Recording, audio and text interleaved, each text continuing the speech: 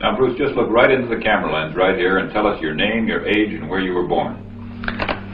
My last name is Lee, Bruce Lee. I was born in San Francisco in 1940. I'm 24 right now. And you worked in motion pictures in Hong Kong? Yes, since I was around 6 years old. And when did you leave Hong Kong?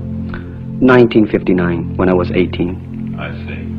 Now look over to me, Bruce, as we talk. I understand you just had a baby boy? Yeah. And you've lost a little sleep over it, have you? 3 nights. And tell the crew what time they shoot the pictures in Hong Kong. Well, it's mostly in the morning because it's kind of noisy in Hong Kong, you know, around 3 million people there. And so every time when they have picture, it's mostly, say, around 12 a.m. to 5 a.m. in the morning. I see. They'd love that there. And you went to college in the United States? Yes. And what did you study? Philosophy. I see. Now, you told me earlier today that karate and jiu-jitsu are not the most powerful of the best forms of Oriental fighting. What is the most powerful of the best form? Well, it's bad to say the best, but in my opinion, I think Kung Fu is pretty good. Would you tell us a little bit about Kung Fu? Well, Kung Fu is originated in China. It is the ancestor of karate and jiu-jitsu. It's more of a complete system and it's more fluid. By that I mean it's more flowing. There is continuity in movement instead of one movement, two movement, and then stop. Would you look right into the camera lens and explain the principle of the glass of water as it applies to Kung Fu? Well, Kung Fu, the best example would be a glass of water. Why? Because water is the softest substance in the world, but yet it can penetrate the hardest rock or anything, granite, you name it. Water also is insubstantial. By that I mean you cannot grasp hold of it. You cannot punch it and hurt it. So every Kung Fu man is trying to do that, to be soft like water and flexible and adapt itself to the opponent. I see. What's the difference between a Kung Fu punch and a karate punch? Well, a karate punch is like an iron bar, whack. A Kung Fu punch is like an iron chain with an iron ball attached to the end, and it go whang, and it hurt inside. Okay.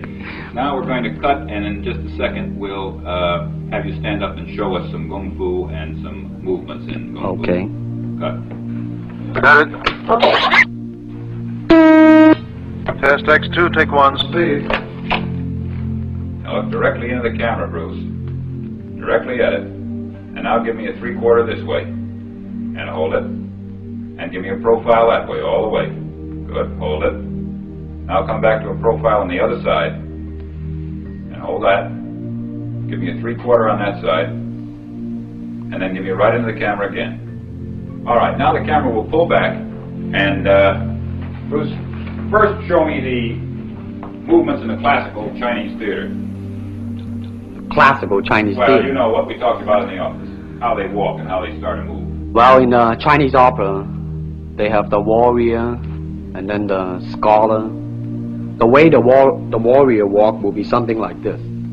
Walking this way, straight, come out, bend, straight, and then walk out again. An ordinary scholar would be just like a female, a weakling, 90 pounds in child Alice.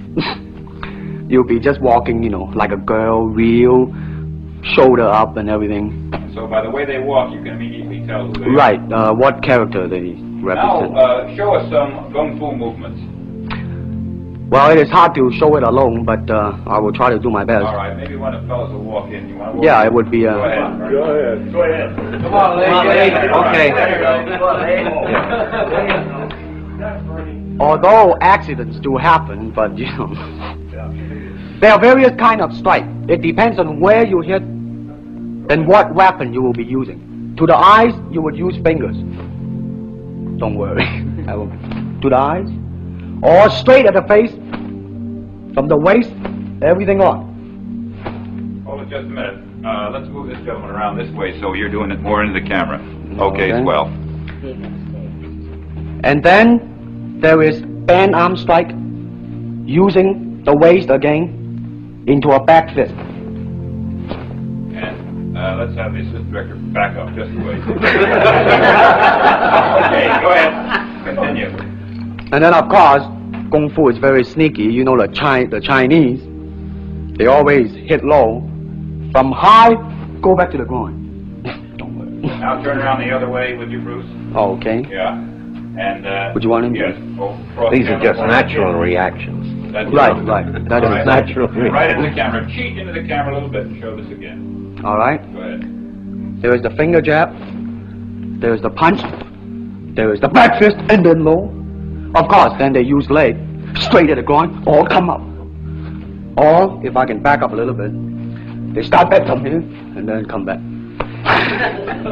All right. It's kind of worried. He has nothing to worry about. Now, No. once again, show us how a good Kung Fu man would very coolly handle it and walk away, rather than get involved in a series of actions. Cut it. Sound. Okay. Test X2, take 2.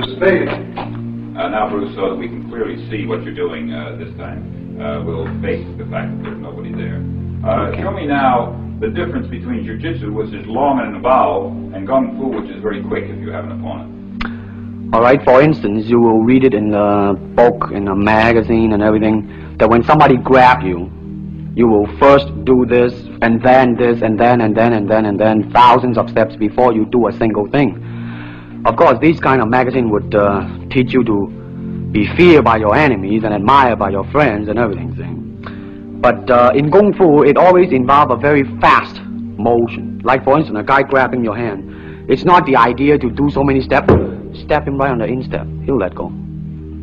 This is what we mean by simplicity. Same thing in striking and in everything.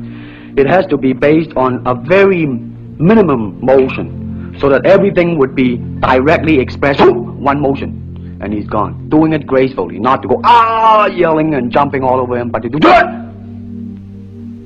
Excuse me. Okay. Now, show me once again just a few movements there. Well, Kung Fu can be practiced alone or with a partner. Practicing alone, they involve forms. Some imitate a crane, a monkey, a praying mantis. This is a crane form. Start off.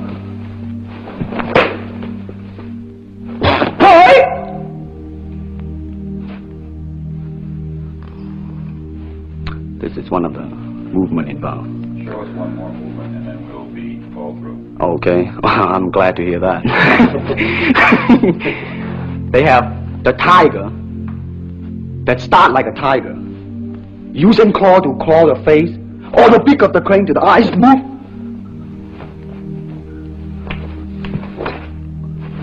This is some of the movement involved.